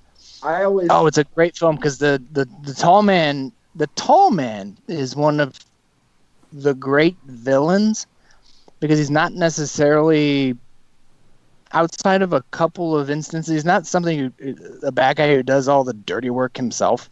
I think really good bad guys are when you motivate other people to do it for you, and he has those Ewoks, and the Ewoks are phenomenal. Yeah, it's like very creepy. The funniest thing with that guy is he should team up with that dude from Poltergeist 2. That old ass man. Oh, that'd be great because that guy's got blood on his hands. God. Or whatever the hell's going on. If you believe the legend. Can I say one thing about Poltergeist before we move on? Sure. Other than it's Joe Buff great Williams. up until the last third. There's no fucking rules here. Go for it. Joe Buff Williams, man, in that bed with the underpants. That was it. Oh. Fair enough. Fair enough. Yeah, I'll give you that. Yeah. I'll give you that. She was nice. She was. It's too bad the third act of that film was so Steven Spielberg. It ruined what would have been a pretty brilliant horror film. A really good ghost film, which you don't have very many of. You know what? And Paranormal Activity doesn't count because that's just jump scare porn, and it's not scary. That's endearing. I've never understood the like of that kind of movie. You know what scene hasn't aged well in Poltergeist is that scene where the guy's face falls apart. Like, it looks awful. Yeah, it's definitely. I'll give you that. It holds up about as well as the end of Raiders of the Lost Ark. Or when the face Arnie melts. changing his eyeball. And I think that looks terrible. Terminator, I think that those special effects look awful. I like them because of what they did and how they tried to put it together. Yes, it doesn't hold up, but you know what? It's also got a certain charm to it. It's like the Flash Gordon thing, right? The effects. I mean, you could see through Voltan's wings and stuff like that. I don't care. There's something about something of its time and knowing what they had to work with at the time that I like the blemishes. Yes, I will completely agree with that. There's craftsmen involved. Like you had. Sorry, I don't mean to interrupt, Bay. But you had people who actually put something together. Yeah. There was time involved. There was craftsmen involved. There's a process to putting it together, and then they have to make it look not horrible on screen. It doesn't always work out, but they're trying their asses off, as opposed to a guy who's sitting at, I don't want to demean visual effects guys, but they're not sitting there doing ones and zeros. They're actually like having to take modeler's clay and make sure blood is running a certain way so you get on screen. I think there's a lot of blood, sweat, and tears that go into that. And I think that's admirable. Doesn't always work, but it's admirable. No, I can appreciate your point. Now, what I will say is that Alien, the android head in Alien, that holds up pretty good. But it holds up better than the other examples we said. Yeah, I mean, you can tell the budget differences. Still. You could definitely tell the budget differences. I mean, yeah, whatever. It's not perfect, but Raiders holds up. Movie. It's not jarring. Raiders holds up. Terminator doesn't. I grant you that. As far as what they achieved. Well, Raiders had an insane budget. It's ILM versus somebody else. Bingo. Right. But I'm kind of okay with it because of the. First of all, it tells an amazing story, and second of all, and it's the same with Poltergeist. I kind of like that mess. That reminds me, I'm going to take this into new territory. Now, I could have picked for my third one something that I've seen that is a classic, like Evil Dead, or maybe some of the Friday the 13th, or something like that. Something that's iconic. But instead, I decided to switch it up. I tried to watch some movies that I had never seen before. And I'm just seeing them now without the haze of nostalgia. So I watched 3. Oh, boy. I watched 3 different ones. I watched Q, the Winged Serpent. You mean Quetzalcoatl? Yes. Quetzalcoatl. Yes. I watched House. And I watched The Gate. The Gate sucks. Oh, The Gate. I disagree. Oh, come on. The Gate is really charming. And that backwards record, come on, it's awful. No, they use a ton of forced perspective in that movie. That there's like this one scene where this dude falls and he just turns into a bunch of these little guys running around. Those clay monsters. Oh. They're not clay. They're people and they're in camera. You got to take another look at that movie because they do a bunch of in camera effects in there. And that movie works in a lot of ways. I like that the kids act like kids the way we acted back then. And there's a few things that it moves a little too quickly, and there's not enough things that get you involved emotionally with the kids. There's problems with the movie, but I found it pretty charming, and I was really surprised at how well it held up. I haven't seen it since probably 1990. You might give it a try. You might be surprised. Oh, Ben, since 1990, we've invaded Iraq twice. That's true. Yeah. We've had terrorist bombings and pandemics, so you need to get on. And Donald Trump's been divorced 2 times, too. So at least. Oh, 3 if you know what's good for him. So I really liked... not a good wife? Yeah. I really liked The Gate. I saw House with William Catt and George John Ratzenberger in that. No, he's in the second one. George Wendt is in the first. So you got Norm in the first one and Cliff in the second one. And the first one I thought wasn't good at all. I get what they were going for, but the problem is that they didn't understand mood lighting, so everything is just lit like a TV set. And so everything looks just funny. It doesn't look scary. That's funny. No, there's nothing scary about it. It's like a what is it? Well, what's the term? Juxtaposition? Yeah, I guess that's what they were going for, but I thought it was like I don't know why this was a semi-hit back in the day and why people are talking about it. I just remember a really kick-ass poster of the floating deformed hand about ready to ring the doorbell or with the key, whichever one it was. But other than that, I mean, the rest of the movie was a big letdown. What about Baby? We're going to talk about William Catt. Let's talk about Baby. I haven't watched Baby. No, we got to talk about Baby Q. is pretty. You know what? Baby was pretty good. Only seen part of it. Pretty good. I've never seen it, but I'll have to give it a try. But I've seen Babe. So we got to get to my third one. Or Babe? It's the pig movie. It almost won Best Picture. Didn't it almost? Was it Best Picture? No, with Braveheart or something in '95. Yeah, it's that asshole Cromwell. Cromwell won Best Supporting Actor or something. Zephram Cochrane or whatever. Zephram Cochrane. God damn it, you beat me to it.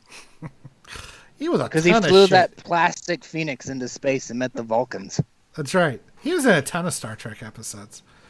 He was. Holy shit, he was, wasn't he? Yeah, he was the guy that had made the genetically enhanced soldiers the guy that ran around on the Enterprise and really gave them a run for their money because he couldn't be on sensors, and they just dropped him off. They just dropped his ass off, and all the soldiers right into the Capitol with James Cromwell. It was like and said, "Here you go, good luck." And they're like all at gunpoint.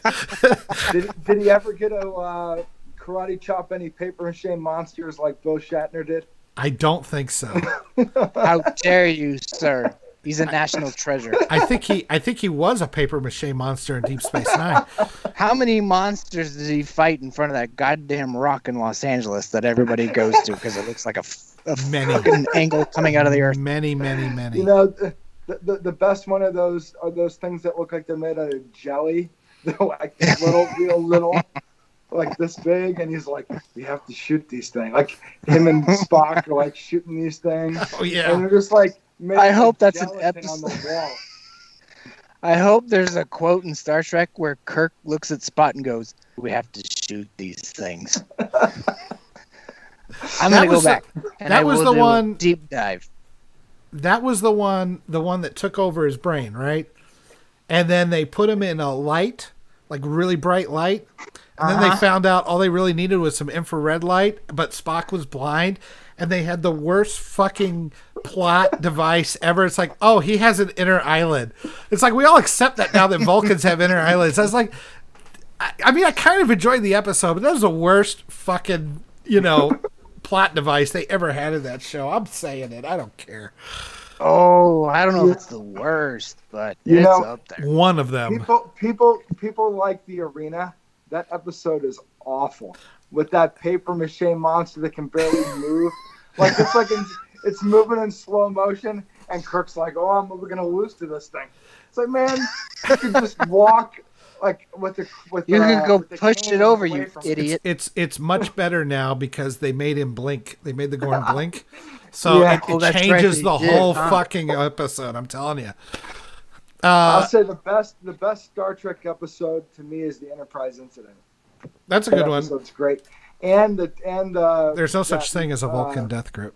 That mirror one, the one where he with the evil Spock and all that, that's a good one too. That's when goatees were. That's when all you had to do was slap a goatee on everybody, and that's how you knew they were evil. Yep. Well, Bill Shatner was like, "I'm a lunatic and I'm gonna rape people." The first Star Trek had a lot of really good episodes. They did, and I'm not. It's one of my favorite shows. Quality sci-fi show, which you don't get anymore, except for Battlestar Galactica, the remake, and then The Expanse, which I'm only a little bit of the way in. It's really good. I'm gonna push back on you. I'm gonna push back on you on the Gorn episode. Reboot. After Starbuck died, it sucked. Like I thought that all the episodes after that it was terrible. And the other thing I didn't like I didn't think it was that terrible. I didn't agree with where they were going, but I was like, all right, I've come this far. I'll go with you. And it worked. And mostly because I think at that point, you're sort of looking to fill that void, and I think the Galactica fills the void. The Galactica takes over as its own character. I didn't like. And when the Galactica when she breaks her keel or spine, it's just that's terrible. Sad. It's like Star Trek 3 when the Enterprise blows up and Kirk like, my God, what have I done? You don't root for starships very often because it's just props and whatever, but when they take on a personality of their own, essentially they become a character in the show, you feel bad for it. And I replaced that with the Galactica itself. Didn't mean to interrupt. What about when Apollo was fat for that episode? Then hey, I'm going to do 20 jumping jacks, and all of a sudden I look good again. Fine by me. I don't care, whatever. That episode was ridiculous. You don't hit home runs every time you go to at bat. So I'm like, I'm willing to let it go because it didn't drag this show down for me. Yeah. The biggest problem with that thing was everybody on that thing had a Canadian accent, like Colonel Ty. You're right. We need to talk about the Canadian menace. Hey, look, I'm gonna push back on you on the Gorn episode. Yes, cheesy special effects, but the plot and the idea of it was great. Yeah, it was good storytelling because it was the whole idea that we aren't going to be like, we're not going to let a misunderstanding create war, and I'm not going to kill you and that kind of stuff. I thought that was great, and I also think that if we didn't have that, we wouldn't have the commercial where Shatner, 80-year-old fucking Shatner, is fighting a Gorn in the living room because they're playing the online game. It's like, and the Gorn throws down his controller. And Shatner's like, "Oh fuck, here we go again," and it's this slow motion fight, and then they both have to sit down because they're so old. Well, you know what I'll say about Shatner is he should have just drowned the Gorn in this pool like it was actually his wife. Oh, allegedly. Ooh, You gotta get that. That's harsh. That's harsh. Or else he should have beat his wife with that random piece of plastic that he pulled out of the console when he beat up Khan. You do realize that with his ex-wife, he perfected the Kobayashi Maru. That's in the Karma Sutra, isn't it? Whoa. All right, so I want to get to my third one here. Servants, This is to give me a spiraling. drink. Hold on a second. This is spiraling out of control here. So They bring here. the other one I saw was Q, the Winged Serpent. Which has a fantastic high-rise nipple scene. Yes, yes, it does. I'm sunbathing and a claymation monster eats me. I tell you. So how drunk was... It's David Carradine, right? David Carradine, yeah, Kung Fu. 6 out of 10, how drunk is he? I'm going with probably 6 because the alcoholism hadn't quite taken over yet. There's a couple of times he looked like he just came out of the closet. And I was kind of... You know what I was kind of impressed with, and unfortunately I just don't think they did it right, is that it wasn't like a monster, like a typical 80s monster where it's a group of kids or a group of close-knit people who have to fight the monster. It's like the entire New York police department is on this. I thought it was in L.A. No, it's in New York. It's New York. It's New York. They're Oh, fighting in the Chrysler building. Apparently cares all that much. No, they don't see it somehow. This giant 300-foot lizard is flying around. Nobody notices it until it's like right on top of you and dragging you off and tearing you in half. Right. But they get the whole New York Police Department in the Chrysler building and just arm themselves up with machine guns and start shooting the thing like it's like they're anti-aircraft. And in the whole time you've got Michael Moriarty, who's like a poor man's Bill Burr, who's drinking his way and screwing up things, and I can't tell if he's the hero or the villain or a fuck up or what's going on with him. It's like I just never seen it. Like the police are like just like Carradine's like, well, I'm not sure. I'm gonna go. First of all, he's like okay, so. A window washer gets his head ripped off. That's how it starts this whole thing off. He's like, well, I guess it just fell off. I don't know. So he goes and talks to somebody. I think that's an actual quote. Something like that. He literally says, I think he just fell off. I think it just fell off. I was like, you kidding me? They have because no there was idea. a woman, right, in the office. She's like typing at whatever she's doing in her office. She's like, oh, and the guy's in the background going, whatever. And then, whoop. So then Carradine goes and interviews some professor, and he comes back. He says, well, looks like ancient Aztec god is now... I'm just going to type up this report. This is obviously the most... this is the most impressive answer we got. I'm like, oh, wow, you turned in a hurry on that one.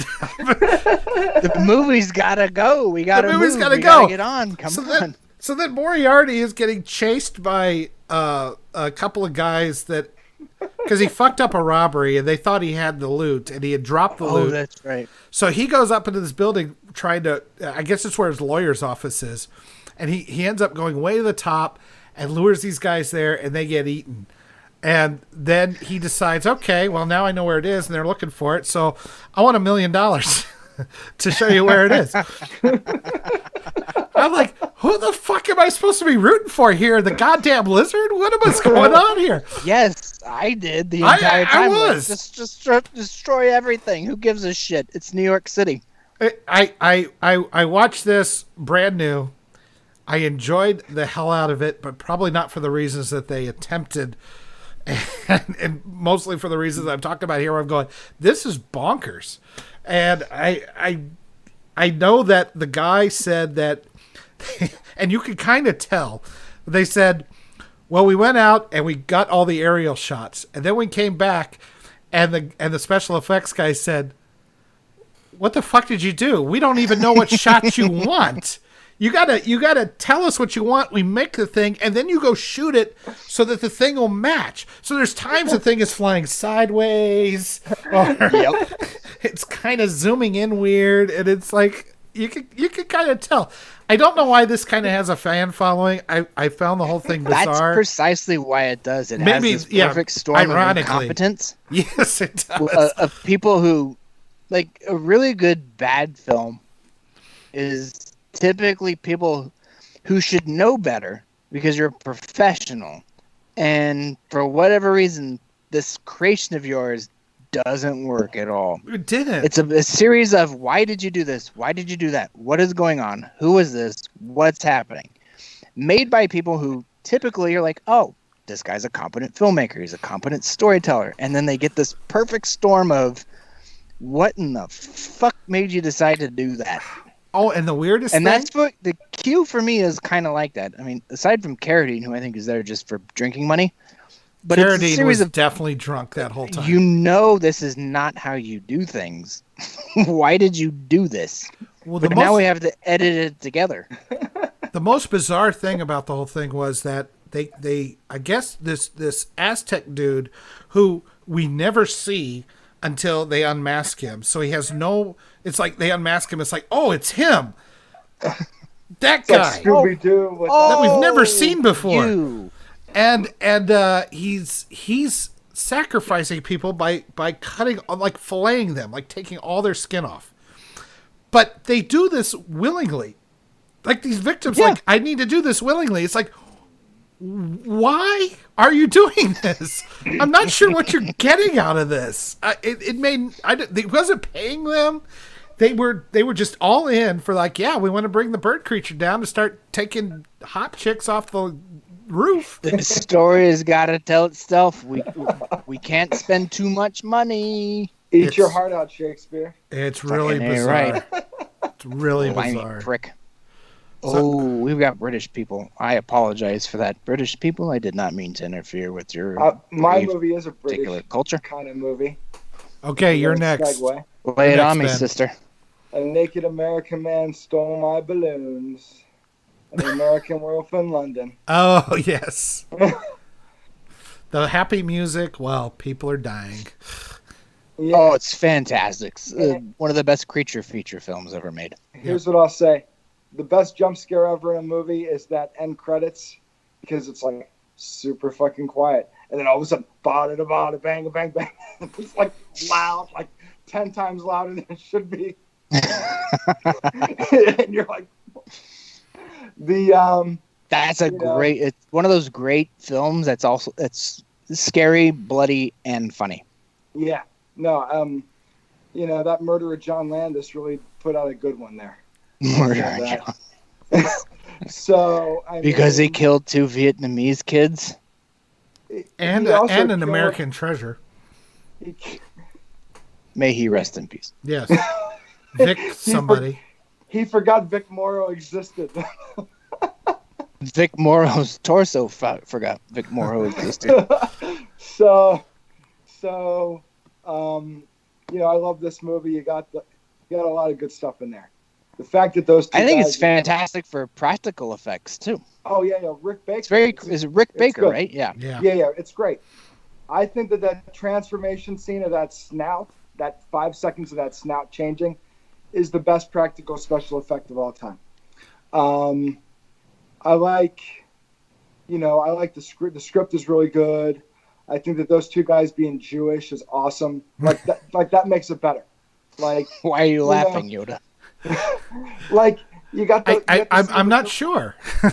No, hold on. They're Jewish. You got no. Scene where they're like talking about that girl at the beginning and like all that garbage. Like she's Solace and Mark Levine's bed and all that stuff.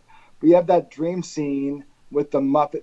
His family's watching the Muppets, and they got the menorah on the bookcase.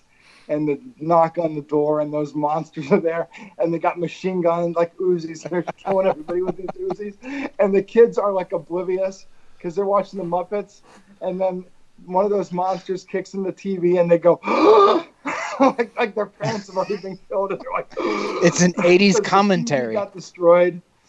I love it. It's great. Now, David Naughton. You know where they found him? The Dr. Pepper commercial. The Dr. Right? Pepper. He was the guy that was dancing around going, "I'm a pepper, you're a pepper." She's boy, but I wouldn't give to see him transform in the middle of that fucking commercial. He was in Midnight Madness with Michael J. Fox. Oh, was he? Okay. And that predates that by about a year, I think. I love. It's got Eddie Deason's in that movie. It's that movie where they're like at like a big boy restaurant, and they're doing all these like solving puzzles, driving around L.A. Midnight Madness. I've never seen it. This? Nope. I know the film, but I've never seen it. It's good. It was good to me 25 years ago, 30 years ago. It's probably terrible, but when I was in elementary school, it was good. So, I loved the scene in American Werewolf in London. I don't know why, for all the transformation effects, which are fantastic and everything. There's something just so creepy to me about when he's just sitting there reading a book, and then all of a sudden, just like out of nowhere, he just grabs his head, and goes, "Oh Jesus Christ!" Just like he's just in the most mass, like his head just cracked open, Yeah. Well, the best thing I saw that movie when that was the first movie I ever saw on cable on HBO. Let me tell you something. 1983 or 82. Sure. I went over to this. My dad took me to this guy that he worked with's house. This is a true story. And we watched Fraggle I don't know where Rock. this is headed. We watched Fraggle Rock at 7:30, and it was great. I was 7 years old, first grade. And then I watched An American Werewolf in London. I'm like a first grader watching this going, they're like, "Cover your eyes," like in the porno theater. "Cover your eyes. Watch this. Cover your eyes." And I'm like this, God. Like, I'm covering my eyes. I'm watching this thing. But that's like a great memory for me, is watching that on a little TV at this guy's house, like, on cable. It was like the greatest thing. Sure. That's an interesting That's an interesting question right there. What's that first film that you weren't supposed to see, but you were somehow allowed to see? Basically like that. Where, we're going to go, you're going to watch it. You don't tell your mom. You can watch this film as long as you're quiet. It's going to be a little bit scary.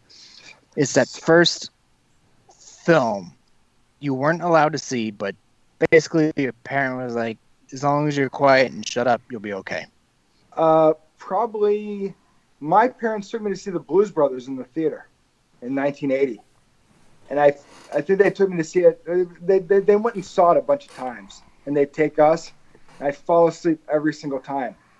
Because they go at like 8 o'clock at night, and I'm like 4 years old, and I'm falling asleep like, I can't stay up till 10 o'clock, That's hilarious. When I saw that at the drive-in, my dad was all pissed off because Jaws 2 was first.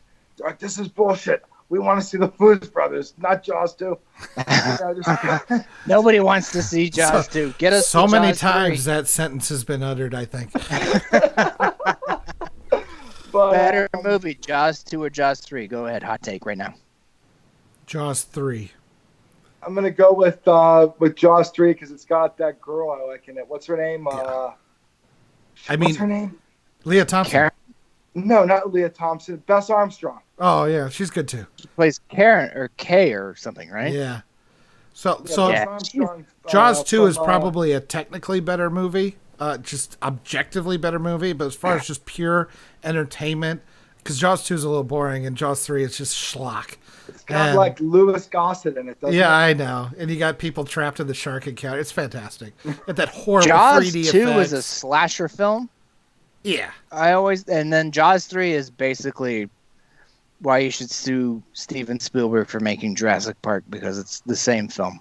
Go ahead, guys. Here we go. Westworld. Let's be controversial real quick before I get on to my pick. Watch Jaws 3 and then watch Jurassic Park knowing that Joss Whedon came first, and tell me, is it all that different? It's not. The first Westworld was far more close. Were we done with American Werewolf? Because I had a couple things to say about Griffin do it. Get it out. Let's go. Well, I got to answer your question first before we go on. And that's what movie did I see that I shouldn't have seen? So we used to take a lot of trips to Florida to visit the grandparents because everybody's grandparents retire in Florida. It's a law, I think.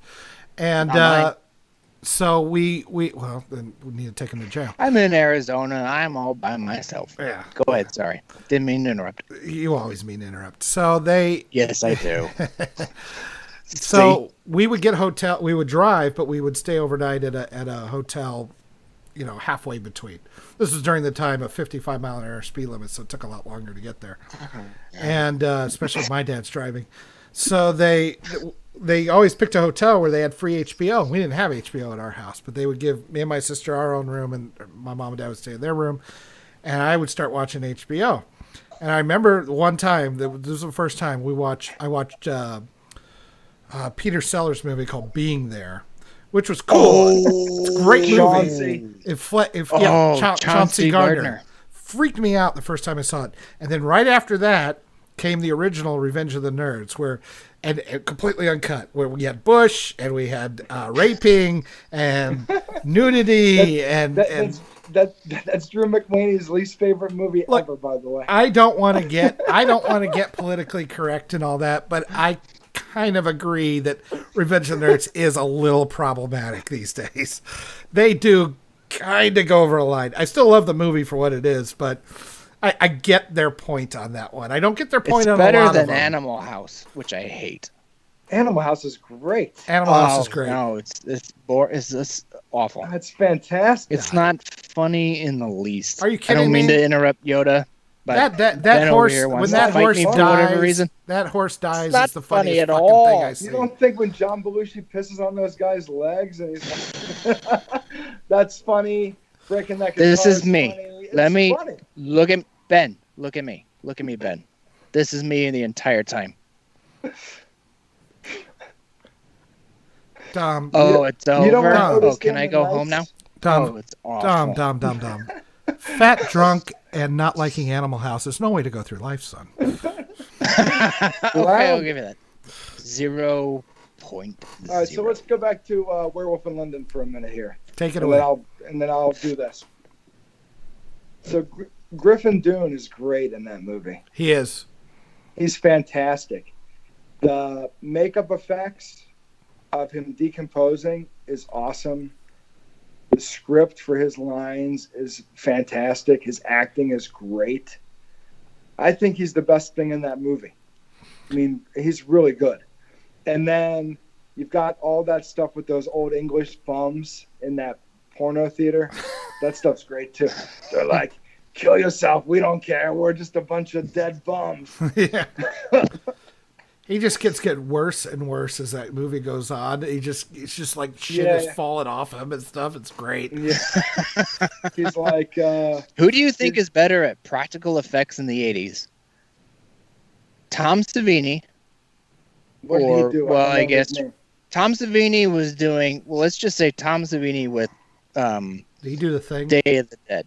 Dawn of the Dead, excuse me. Dawn of the Dead. Tom Savini with Dawn of the Dead. And then there's Rick Baker with American Werewolf in London. I'm going to go with Rick Baker. I think those are the best practical effects of all. They're definitely more complicated. I'll give you that. Who did the thing? That's a good movie too. That almost made my list. That's like big budget. That's more big budget. Like, shit, who did do the thing? Stan Winston? No, it was somebody else. Now you're going to make me look it up, aren't you? God damn it. Yeah, we might as well be consistent, especially if I'm going to drag you down the rabbit hole. The Thing special effects artist is... Tom Savini was really good, though. It's sort of in a shoestring budget, sort of, do it as you go kind of way. I think Rob Bottin. One of the best. I've never heard of that guy ever. Rob Bottin did the effects on the thing, and it was... because he made up a lot of it as he went along. I don't know what else he's done. I have to look, but let's see. He worked on The Fog and The Thing. He worked with artist Rick Baker. So he did Witches of Eastwick. He did Twilight Zone the movie, Explorers, Legend, Inner Space. Oh, he did Explorers. That shitty RoboCop. Stand-up comedian monster in Explorers. Remember that thing? Oh God, I Explorers is like 2/3 a really awesome kids movie, and then it just falls off a fucking cliff. Explore. That's I'm thinking about it right now. It's that stand-up comedian alien that does a bunch of jokes. Yeah, That looks like he walked off a Sesame basically Street. the same as that thing in that movie Spaceship, which was like a parody of Alien. Yeah, that's right. No, that's not fun. That's not good. Why did you have to bring it up? What, Spaceship or Explore? Well, usually I kill these discussions, not you. You leave the killing discussions to me. Well, speaking of killing discussions, I think you've got one more to talk about. Or Bill do you have Shatner any more? should drown this discussion in a pool. Go ahead. Dingo Folks. ate my discussion. We're talking serious schlock. We're talking psychopath filmmaker, out of control. And Joe Bob Briggs, who I've said before is a personal hero of mine, has this belief that a perfect horror film follows one simple rule. Anybody can die at any time. It's a lot of And build-up. folks, This is a ridiculous amount of build-up. It better pay off. we're talking Evil Dead. First one? 2 words. Tree rape. Fair enough. Judges rulings will accept it. But it's quite literally, it's a testament to gonzo filmmaking, and it's shoestring budget. It's psychotic. It's out of control. It's also actually quite funny, which for a horror film to be funny and scary at the same time, you really can't do that. It doesn't happen very often. And when you try and fail, you fail spectacularly. But when you do it correctly, you get the first Evil Dead, as far as I'm concerned. I mean, it's not perfect, but it is a perfect horror film. It's absolutely one of the best horror films of the 80s. It doesn't necessarily bring out the ripoffs quite like Alien did, I guess, or maybe even The Abyss, which necessarily isn't a horror film. But a really good film worth its salt brings out an entire subgenre of films that just rip it off one after the other. Evil Dead didn't necessarily do that, so it sort of stands on its own. But it's got tree rape, for Christ's sake. It's got decapitations. It's got chopping your hands off. It's got Blood City. I mean, Sam Raimi, I think, is probably a psychopath. And then he goes off and makes Spider-Man films, which aren't all that great. But Spider-Man 2 is brilliant, and anybody who says otherwise is just an idiot. Let me tell you something about Spider-Man 2. Doesn't that thing have like a 5-minute scene about mops? Like, hey, I'm in this closet with a mop. Yes. It's really funny. That's about as funny as Toucan Sam's dick. It's terrible. Oh, my dog's barking. People have showed up. So I feel like you're kind of well, we'll let him. She went inside. Retard. All right. So it sounds like you're mixing a little bit of Evil Dead and Evil Dead 2, which is because I don't remember anybody chopping off their hand in Evil Dead. Evil Dead was much more scary, and played a little bit more straight. It had a few moments. Once you get to the final fight at the end, that's what I was referring to. He just proceeds to just chop up whatever the hell's going on. That's true, but it's and Ash has definitely played a lot more straight in that one. Yes, Evil Dead 2 is when things went really gonzo. Of Evil Dead, especially when it comes to Ash, is the fact that Ash isn't the main character. In fact, he's really not even important up until over halfway, which is the hallmark of a great film, especially a horror film. The hallmark of a really good horror film is the hero is never the central character. That's what's great about Ripley and Alien. Ripley and Alien is just one of the characters. I mean, it basically just falls on her at some point. And that's the same with Evil Dead, is it basically just falls on Ash at some point. He's the final girl. Same thing about Elm to Street me, as it's well. Absolutely. It's just it's one of those things that Joe Bob Briggs had said was anybody can die at any time. A good horror film doesn't have the hero spelled out for you from the beginning. So you do that, you throw a shoestring budget, you get really, really crazy. You combined elements of what is it? Oh shit, I'm forgetting. Three Stooges. Sure. With some horror film into it, and you just basically have blood everywhere, and you have it's psychotic. Oh, to me it's the hallmark of it's one of the greatest, if not the greatest, drive-in film ever made, but it's definitely one of the greatest horror films ever made. It's something that it sets itself apart because you can't do that, and they remade it and they proved you can't do that again. Well, I think Evil Dead 2 was almost a pseudo remake sequel, and I think that's when he really perfected it to me, and really perfected the character of Ash, because I just adore, I love Evil Dead. I love Evil Dead 2 more. I love Army of Darkness, which is a completely different movie. Oh, my kids watched Army of Darkness 2 weeks ago, and they're like, "What the hell's going on?" I was like, "Oh, it's amazing." It's great. How old are your kids? The oldest is 9. The youngest is 5. Oh, I gotta call CPS. My kids are 7 and 10. It's time for Army of Darkness. Well, and Jaws and Aliens. My kids have seen Jaws. It's rated PG. Jaws. What's the problem? It is. Yeah. It's rated PG. It's perfectly fine. We don't watch. We just learn to take shit better, though. But the first R-rated movies my kids are going to watch are Alien and Aliens. Alien is the perfect way to introduce them. Basically, for me, it was the one that it's another one of those films that I watched when I was a little bit too young, but my dad was like, just don't say anything. It scared the shit out of me. Yeah, oh, yeah. Absolutely scared the shit out of me. The original or the 86? No, the original. The original on Laserdisc. Alien on Laserdisc is one of the best films you ever see. Just like Alien, if you can find the Aliens Laserdisc edition, it's the best copy of Aliens you'll ever see. Wow. I think actually it's the one you find on Amazon. It's beautiful to look at. It's sharp. Is it the extended edition? And I think it was one of the first director's cuts. Yeah, I like the director's cut. More, but you didn't have everything. It's not a 4-hour. It's brilliant. And if you've got just let your kids watch it. It's fine. Perfectly fine. I'm like, I mean, my kids watch like Raiders of the Lost Ark, whatever. They're little kids. They watch that ending. No big deal. Who cares? Oh, yeah, no. Yeah. We just watched both Gremlins a week ago. Oh, yeah. No, they're perfectly, as far as I'm concerned, perfectly situated. Yeah.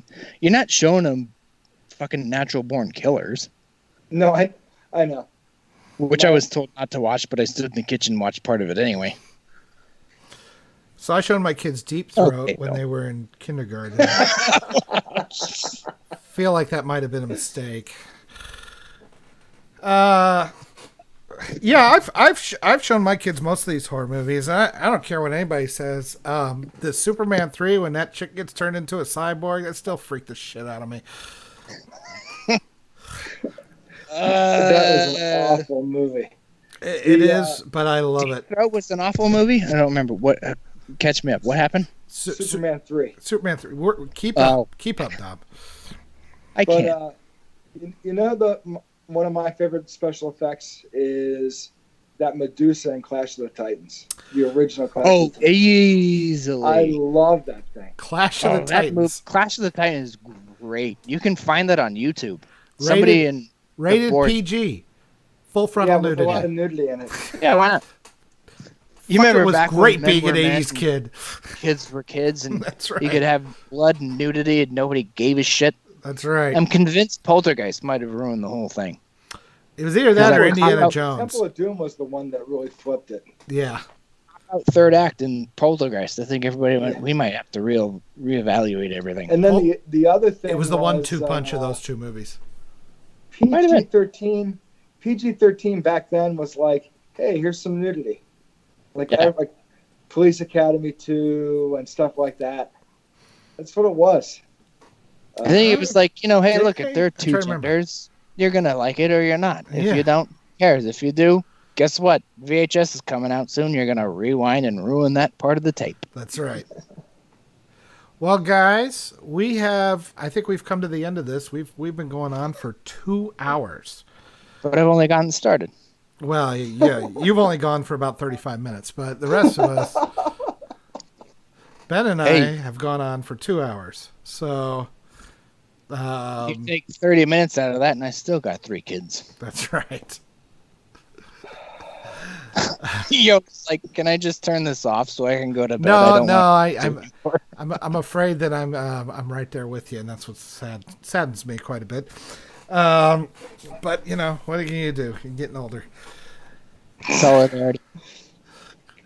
So let me check the chats here. We've lost a lot of people. I don't think. Let's go. Here comes the shit festival. So it's actually we don't have that much going on because I haven't been keeping up.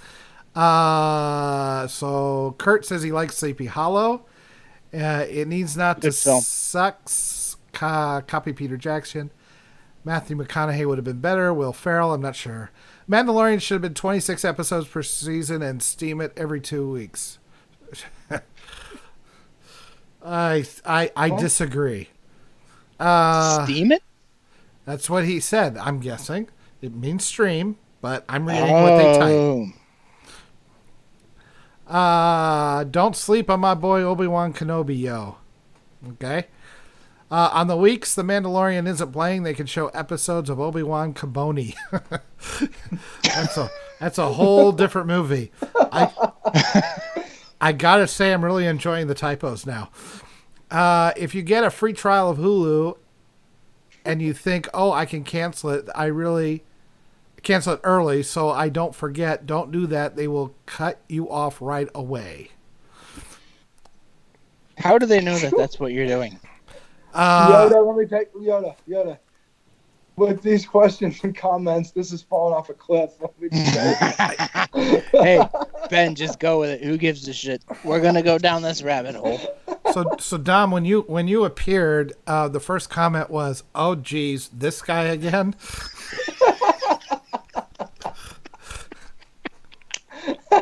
Who said that? Give me his name. E-Bob. Is there a cut of Major League where you can see Rene Russo's boobs? I thought yes, it's called the remake of I don't know. Thomas Crown Affair. Thank you. So there you go. We are a public service. It's a beautiful set of nipples. That's right. No, and it never did happen in Major League. I don't think my neighbors heard that. Kurt says he posted a pic for you, bro. I'm not sure. I'm guessing that's in our shit post. I don't want to see your dick anymore. I'm not looking at it. It's pretty impressive. I thought the movie Shoemaker did with Nick Cage and Joaquin Phoenix about snuff films was really good, but everybody hated it. I mentioned it. 8mm. Yep. It was all right. Maybe it was too dark, made boring. people uncomfortable. It was like Citizen Kane compared to Batman and Robin. And Raygun says, Dom, you're getting so greased, you're going to get a DUI and you're not even driving. I'm not driving. I'm sitting in my backyard. And yet, he needs to but come look at to my guns. Look at that. Ooh. Kurt is inviting you to his hobo boot camp to get up your tolerance level. I'll be there. Send me directions. I need coordinates to plug into my Google because I'm not a bitch. Well, guys, I thoroughly enjoyed this, and did you? I did. Believe it or not, sincerely, I did it thoroughly. Enjoy this. I'll do it again whenever you want. All right. Well, we'll be putting this out on Outpost Frequencies podcast. If you're listening on the podcast, thank you very much. Please come to www.lastmovieoutpost.com. What's the Facebook page? Yeah, Come on, Ben. You're a Facebook guy. You're blowing it. Outpost Facebook page. There you go. Facebook.com/lastmovieoutpost. God, I set you up and you just fell all over yourself. No more drinking for you.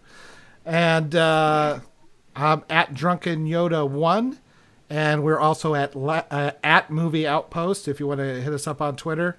And just please like, comment, share. Be as creepy as possible.